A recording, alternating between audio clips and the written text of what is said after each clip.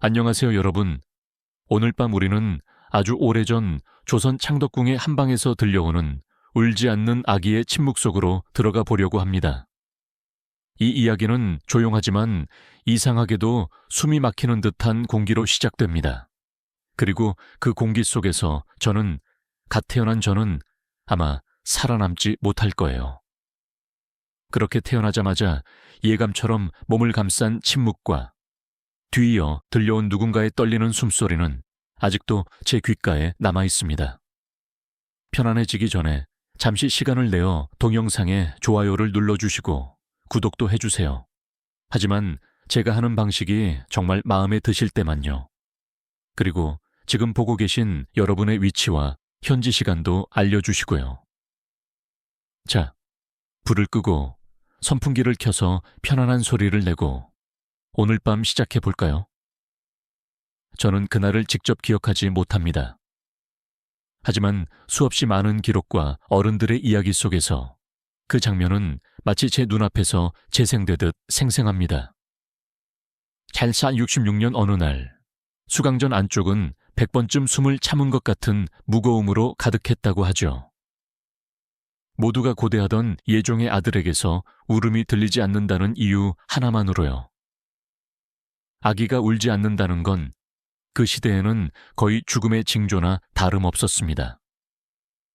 그래서 제 할머니 정의왕후께서도 얼굴이 새하얘진 채 달려오셨다 합니다. 그분이 저를 품에 안고 흔들며 숨을 불어넣듯 달래고 또 달래서야 비로소 제가 잠깐 울음을 터뜨렸다고요. 그 울음이 제 첫 번째 생존이었고 아마 마지막도 비슷했을지 모릅니다. 왜냐하면 제 삶은 언제나 누군가의 속삭임 속에서 저 아이는 살아남을까라는 질문과 함께 흘러갔으니까요. 한 번은 이런 옛 지혜가 떠오릅니다. 사람의 운명은 첫 울음에 실린다.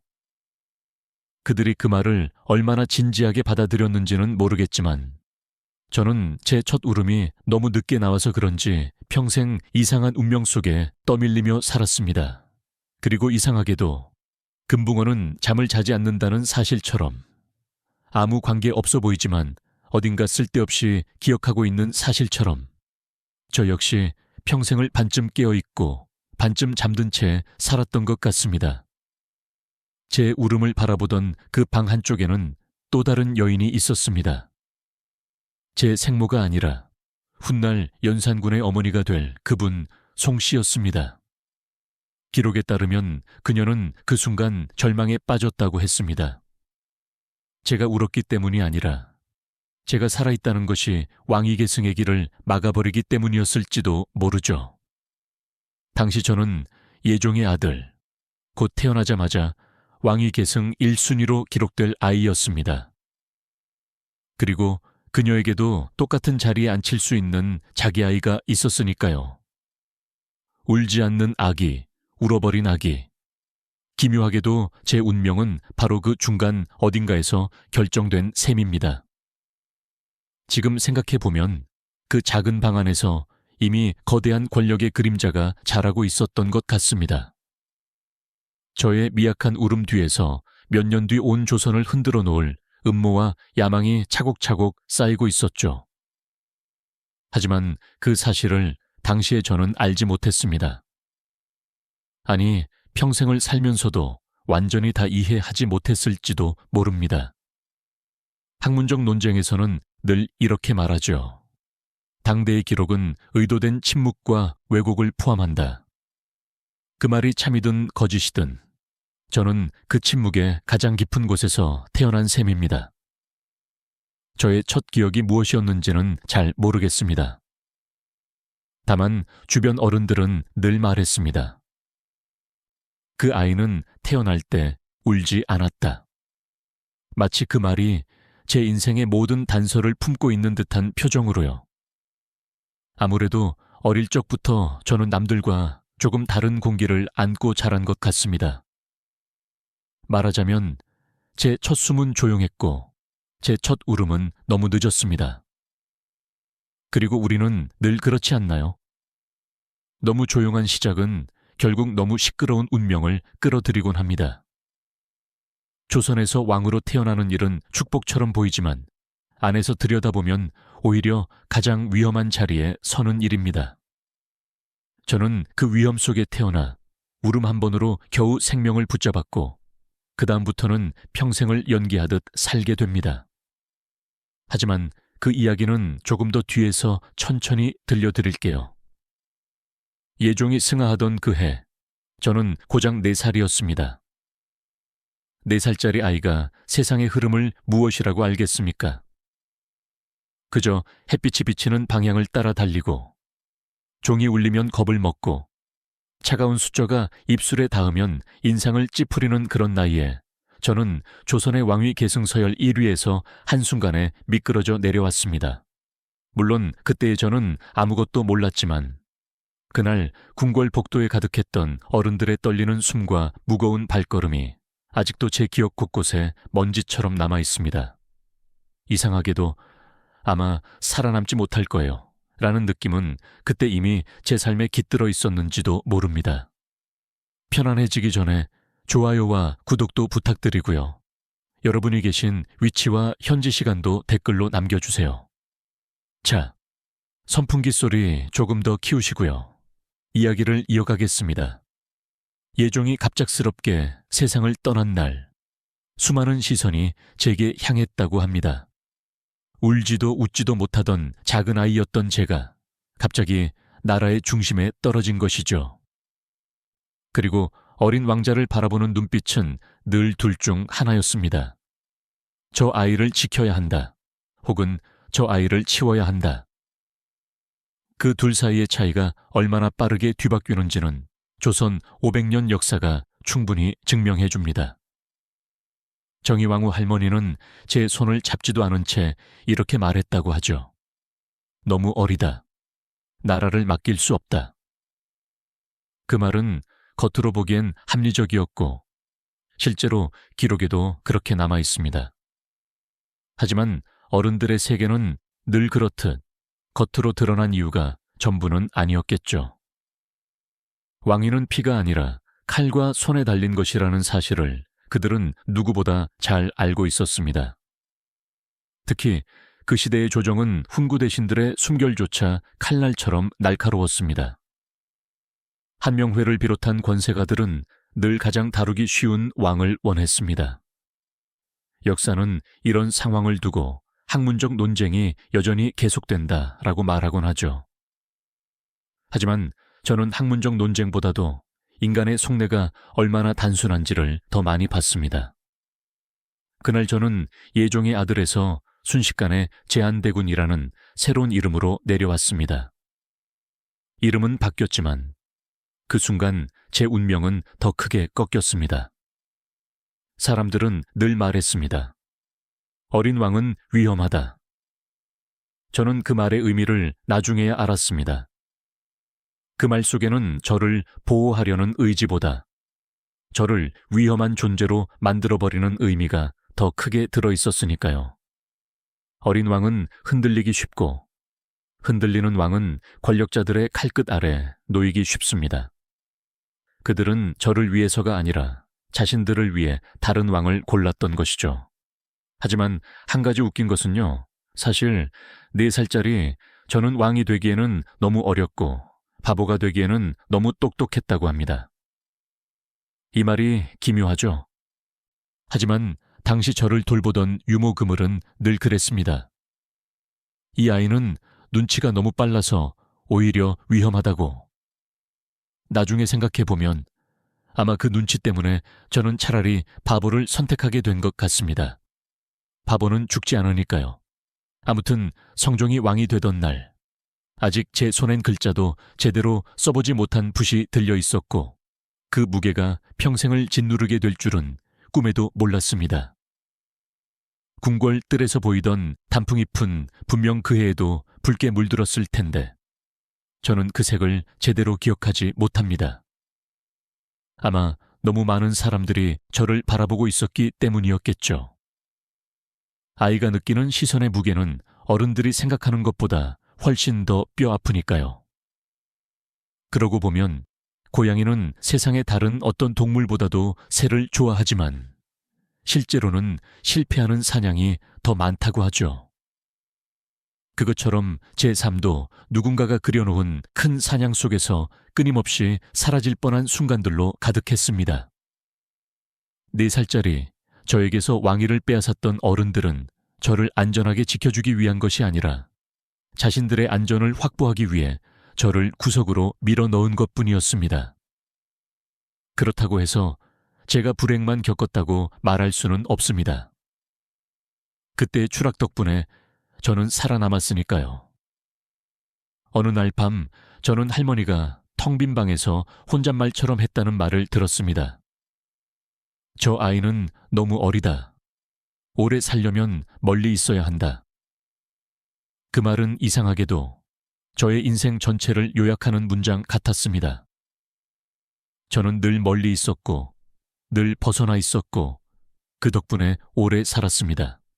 그리고 그 멀어진 자리에서 서서히 바보가 될 것인지, 바보를 연기할 것인지 결정해야 했습니다. 왕위는 이제 제 것이 아니었지만, 생명은 아직 제 것이었으니까요. 제가 12살이 되었을 무렵 어른들은 이미 저를 기이한 왕자라고 불렀습니다. 누군가는 바보라고 했고, 누군가는 너무 순해서 탈이라고 했으며, 또 누군가는 저 아이는 연기하고 있다고 속삭였습니다. 그런데 솔직히 말하자면 그 시절에 저는 스스로도 잘 몰랐습니다. 내가 정말 모자란 아이인지, 아니면 살아남으려고 일부러 둔하게 행동했던 것인지. 다만 단 하나는 분명했습니다. 아마 살아남지 못할 거예요. 그런 예감이 제 등 뒤에 그림자처럼 따라다녔습니다. 이야기를 이어가기 전에 혹시 아직 좋아요와 구독을 안 누르셨다면 잠시 눌러주시고 지금 계신 곳과 현지 시간도 댓글로 남겨주세요. 자, 선풍기 바람소리 조금 더 가까이 두시고 이 기묘한 이야기를 이어가겠습니다. 첫 번째 혼인이 잡혔을 때 저는 남녀의 차이를 구분하는 법조차 몰랐습니다. 아니, 아예 알려고 하지도 않았습니다. 할머니가 붙여준 최고의 유모, 그물은 제게 늘 말했습니다. 대군마마, 아는 만큼 위험해집니다. 모르는 것이 장수의 비결입니다. 그 말은 어릴 땐 그냥 잔소리처럼 들렸지만 지금 돌아보면 거의 예언과도 같았습니다. 그물은 세종의 사위 윤사로가 직접 추천한 사람이었기에 조선의 권력 구조가 얼마나 잔혹한지 누구보다 잘 알고 있었겠죠. 그녀는 제게 글을 가르치면서도 꼭 마지막엔 이런 말을 붙였습니다. 하지만 너무 빨리 배우지 마세요. 웃긴 이야기지만 그때 저는 진짜로 천천히 배우려고 노력했습니다. 부인 김 씨와의 첫 혼인은 그렇게 어수선하게 시작되었습니다. 사람들은 그녀를 절름거리고 간질이 있는 병약한 여자라고 했습니다. 어떤 이는 제가 그런 아내를 보고 현실을 거부하며 멀리했다고 말합니다. 하지만 저는 지금도 그 부분에 대해선 조심스럽습니다. 제가 부인에게서 멀어진 이유가 정말 그녀의 병 때문이었는지 아니면 제 뒤에서 꿈틀거리던 권력의 손길이 두려웠던 건지 확신할 수 없거든요. 학문적 논쟁에서는 이렇게 말하죠. 당시 기록만으로는 심리의 진실을 단정하기 어렵다. 그런 말이 괜히 나온 게 아닙니다. 이혼은 제 의지가 아니었습니다. 어머니 안순왕후는 며느리가 정신이 혼미하다고 성종에게 직접 말했죠. 저는 조용히 고개를 떨어뜨렸습니다. 살아남기 위해선 반대할 수 없다는 사실을 제가 먼저 알아버린 탓이었습니다. 몇 달 뒤 저는 두 번째 혼인을 하게 됩니다. 이번에는 박씨 집안이었습니다. 박원종 가문 조선에서 가장 힘 있는 집안 중 한 곳이죠. 저는 그 가문이 가진 힘을 알고 있었기에 오히려 더 조심해야 한다는 걸 직감했습니다. 아이러니하게도 그 두려움이 두 번째 비극을 부르는 씨앗이 되었던 것 같습니다. 제가 박 씨와의 이혼을 요구했다는 기록이 남아 있습니다. 여종과 동침했다는 말도 함께 남아있죠. 하지만 저는 지금도 그 말들 중 절반은 사실이 아니라고 말할 수 있습니다.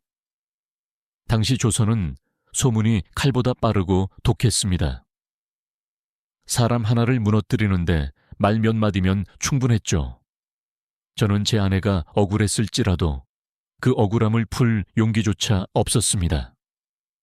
왜냐하면 조금이라도 부당함을 말하는 순간 저는 다시 권력 다툼의 한가운데로 끌려갈 것이었으니까요. 그런데도 기묘한 순간이 찾아왔습니다. 제가 17세가 되었을 때였습니다. 갑자기 첫 번째 부인 김 씨와 다시 살겠다고 고집을 부렸다는 기록이 남아 있습니다. 성종은 반대했고 새 아내를 찾아주겠다고도 했습니다. 하지만 저는 정말로 이렇게 말했습니다. 새로운 아내를 얻느니 평생 독신으로 살겠습니다. 그 말이 왜 나왔는지 지금도 정확히 설명할 수 없습니다. 다만 한 가지는 확실합니다. 그 순간 저는 이미 생존의 기술을 완성해가고 있었습니다. 약한 척하고, 무지한 척하고, 심지어 뜻밖의 선택을 하는 척하는 것. 마치 바람에 흔들리는 풀잎처럼, 그러나 뿌리는 누구보다 깊게 내린 나무처럼요. 당시에 저는 신체적으로는 지극히 정상이었습니다. 그런데도 남녀 관계를 거부했다는 일화가 남아있죠. 어떤 기록은 너무 생생해서 오히려 웃음이 나올 정도입니다.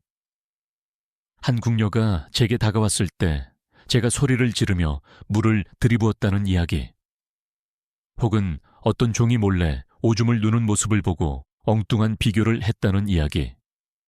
이런 일화들은 저를 바보로 만드는데 아주 유용했겠죠. 하지만 그중 몇 개는 제가 직접 만들었다고 말해도 됩니다. 왜냐하면 조선에서 가장 오래 사는 방법은 무해해 보이는 것이었으니까요.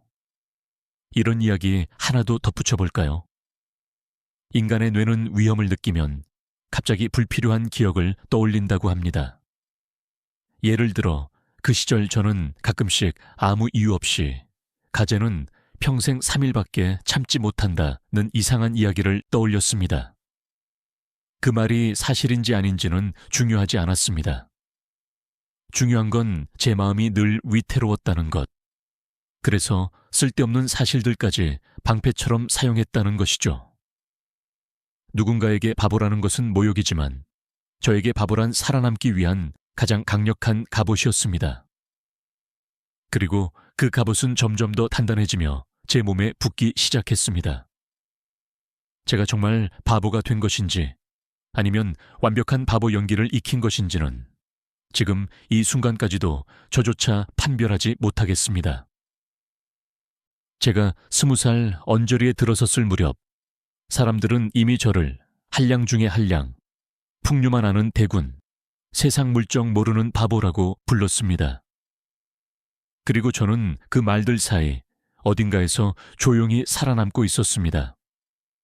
어찌 보면 제 인생은 늘 누군가의 평가로 구성된 이야기였죠. 하지만 그 속에서 저는 제가 선택한 방식으로 조용히, 그러나 끈질기게 존재했습니다. 아마 살아남지 못할 거예요. 그렇게 속삭이던 어린 시절의 그림자는 이제 거의 습관처럼 저를 따라다녔습니다. 혹시 아직 좋아요나 구독을 안 누르셨다면 잠시 눌러주시고요. 지금 계신 위치와 시간도 댓글로 알려주세요. 자, 선풍기 바람이 조금 더 부드럽게 들리도록 조정하시고 이야기를 이어가 보죠. 제 삶은 겉보기엔 무능하고 어리숙한 왕족의 풍류로 가득해 보였습니다. 저는 정치에 관심이 없었고 학문에 파묻히지도 않았으며 대신 시와 노래, 가무, 술장과 작은 악기들을 가까이 두며 시간을 보냈습니다. 사람들은 이를 바보의 취미라고 조롱했지만 저는 그 속에서 제 목숨을 감추고 있었습니다. 어떤 날은 새벽까지 사주간연의 울림을 따라 손가락을 놀렸고 어떤 날은 내내 악사들과 앉아 노래의 음을 다시 맞추었습니다. 그때 느끼던 공기의 떨림은 마치 제 심장이 세상과 조심스레 대화를 나누는 것처럼 진득하게 가라앉아 있었습니다. 옛 지혜 중에는 이런 말이 있습니다. 숨은 검은 보이는 검보다 더 위험하다. 저는 그 말을 아주 반대로 해석했습니다. 보이는 검이 되지 않기 위한 가장 확실한 방법은 스스로를 무딘 칼처럼 보이게 만드는 것이었습니다. 그런 제 삶의 한복판에 장록수가 있었습니다. 장록수는 처음엔 제 집에서 기르고 가르치던 수많은 기생 중 한 명이었습니다. 저는 사람들에게 음악과 춤을 가르치는 일을 이상하게 잘했는데 그건 제가 정치나 권력보다 사람이 흘리는 숨과 연기의 흐름을 보는데 익숙했기 때문일 것입니다. 장록수는 처음부터 화려한 별은 아니었지만 노래를 배울 때 눈빛이 유난히 깊었고 춤을 배울 때 발끝이 아주 가볍게 떨렸습니다. 그 작은 떨림이 훗날 나라 전체를 뒤흔들 줄은 그때는 저도 몰랐습니다. 기생 양성소가 된 제 집은 사실 제 의지가 아니었습니다. 연산군이 장록수를 데려가고 그 기회가 마음에 들자 제 집을 아예 궁예 가무 인재들을 모으는 장소로 만들어버렸죠. 그때 많은 이들이 제게 동정의 눈을 돌렸습니다. 한나라의 대군이 집을 기생들의 숙소로 내어주었다고, 그보다 더 수치스러운 일이 없다고 말했습니다. 하지만 저는 조용히 웃었습니다. 왜냐하면 저는 이미 알고 있었거든요. 그 수치라는 말 뒤에는 언제나 기대와 탐욕이, 그리고 위험이 숨어 있다는 것을요. 연산군은 잔인했고 변덕스러웠고 예측할 수도 없는 인물이었습니다. 하지만 이상하게도 그는 저에게만큼은 관대했습니다. 심지어 저에게 여러 차례 특혜를 내려주기도 했습니다. 어떤 이는 그가 저를 불쌍하게 본 것이라 했고, 어떤 이는 제가 너무 바보 같아서 위협이 되지 않았기 때문이라고 했습니다. 그런데 사실 저는 그 말들 모두를 어느 정도 즐겼습니다. 바보는 왕의 눈에도 무해해 보이고 무해한 존재는 오래 살아남으니까요. 물론 이런 이야기도 있습니다. 당시 궁인들 사이에서 돌던 이상한 소문인데요. 제한대군은 멍청한 척하지만 연산군 앞에서는 일부러 더 바보 같은 표정을 지으며 웃는다. 그 말은 들을 때마다 조금 억울했습니다. 저는 그런 행동을 의식적으로 한 적이 단 한 번도 없거든요. 하지만 반대로 생각해보면 의식적으로 하지 않았다는 말 자체가 가장 완벽한 연기였을지도 모르죠. 인간은 위협을 느끼면 자연스럽게 본능이 변형된다고 하니까요. 마치 문어가 두려움을 느끼면 갑자기 흰 점을 만들어내는 것처럼 저는 무의식적으로 바보 표정을 방어막처럼 사용하고 있었던 것인지도 모릅니다. 연산군의 시대는 조선에서 가장 피비린내 나는 시절 중 하나였습니다. 그런데도 저는 그 난리를 모두 비켜갔습니다. 사람들은 말했습니다. 제한대군은 바보라서 살았다. 어떤 이는 천재라서 살아남았다. 라고 했습니다. 저는 둘 다 듣고 조용히 고개만 끄덕였습니다. 왜냐고요? 그 둘 사이의 경계는 생각보다 훨씬 얇았으니까요. 장록수가 연산군의 후궁이 되어 권세를 떨치는 동안에도 저는 조용히 사주악기를 연주했습니다.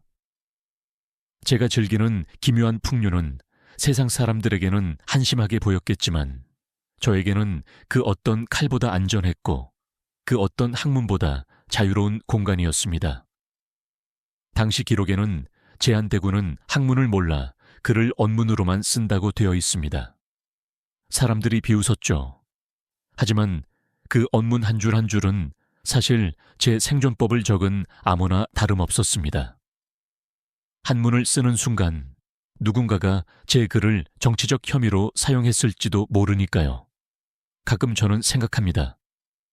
제가 정말 어리석었다면 이렇게까지 오래 살 수 있었을까? 제가 정말 천재였다면 이렇게까지 조용히 살 수 있었을까? 어쩌면 저는 그 중간 어딘가 살아남기 위해 완벽한 바보를 연기하는 법을 가장 잘 아는 사람이었는지도 모릅니다. 그리고 그 연기의 마지막 장면은 다음 이야기로 이어지게 됩니다.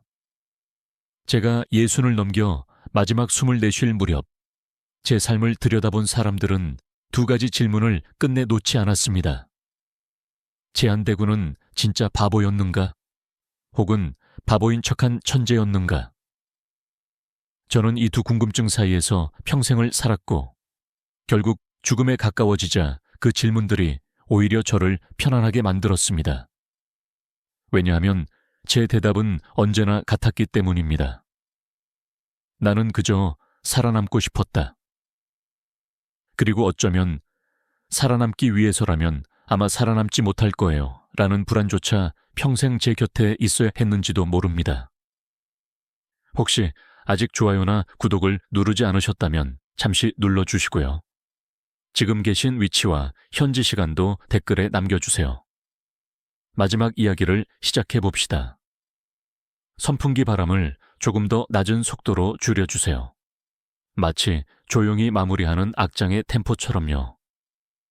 연산군의 시대가 지나고 중종의 반정이 성공했을 때 많은 사람들이 떨었습니다. 반정은 언제나 피를 부르기 마련이고 그 피의 물결이 어디로 튈지 누구도 모릅니다. 하지만 그 피는 제게 닿지 않았습니다. 놀라운 일이었죠. 연산군과 가까웠던 사람들은 줄줄이 처벌받았지만 저는 오히려 원종공신 1등에 올랐습니다. 피바람을 두 시대나 지나면서도 단 한 번도 제대로 된 정치적 타격을 받지 않았습니다. 그 이유가 무엇이었을까요? 사람들이 내린 결론은 단순했습니다. 저 사람은 너무 멍청해서 정치적으로 무해하다. 웃기는 이야기죠. 저는 제 인생에서 처음으로 사람들의 조롱에 진심 어린 감사를 느꼈습니다. 아마도 생존이라는 것은 이렇게 아이러니한 얼굴을 하고 있는 것일 겁니다. 저는 평생 후사를 두지 않았습니다. 그 선택은 조선 왕족에게는 거의 금기나 마찬가지였습니다. 하지만 저는 그 금기를 지켰습니다. 제게 아이가 있었다면 그 아이는 제가 겪었던 모든 공포와 불안을 물려받았을 것입니다. 제가 앞에서 무사했더라도 그 아이는 무사하지 못했을지도 모릅니다. 저는 제 생을 끊기 위해서가 아니라 제 아이를 지키기 위해 아이를 두지 않았습니다. 그 사실은 누구도 기록하지 않았지만 제 마음 한 구석의 고백 같은 것이죠. 희한하게도 저는 어머니 안순왕후께만큼은 누구보다 효성이 깊었다고 기록되어 있습니다. 어머니가 세상을 떠나던 날, 저는 내내 손을 붙잡고 있었습니다. 어머니께서 제게 마지막으로 남긴 말은 이랬습니다. 살아남아라. 너는 살아남아야 한다. 그 말이 제게 내려진 마지막 왕명과도 같았습니다. 그리고 저는 그 한 문장을 지키기 위해 바보가 되었고, 바보인 척했고, 때로는 정말 바보가 되기도 했습니다. 제가 죽은 후, 제 집은 수진궁이라는 이름의 사당으로 변했습니다. 왕위조차 받지 못한 젊은 왕자와 꺾여버린 공주들을 기리는 공간. 어찌 보면 저와 너무 잘 어울리는 장소였죠. 제대로 이름도 남기지 못한 영혼들을 위한 집이라니. 제 삶 자체가 그런 영혼들 사이에서 살아남기 위한 몸부림이었으니까요. 그리고 제 양자 이파는 제대로 된 대우도 받지 못한 채 살았지만 시간이 흐른 뒤 고종 때에야 비로소 군으로 추봉되었습니다.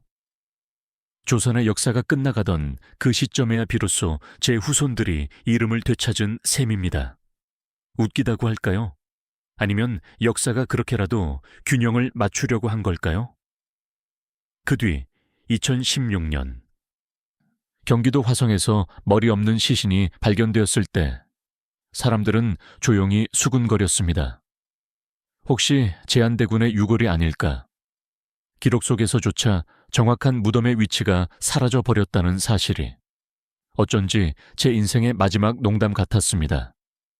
바보인 척 살아남고 끝내 흔적마저 바보처럼 사라져버린 삶. 그게 제 삶이었습니다. 하지만 이제는 이렇게 말할 수 있습니다. 내가 정말 바보였든, 바보를 연기한 천재였든, 그 질문의 정답은 사실 아무 의미가 없습니다. 중요한 것은 단 하나. 나는 살아남았다는 것입니다.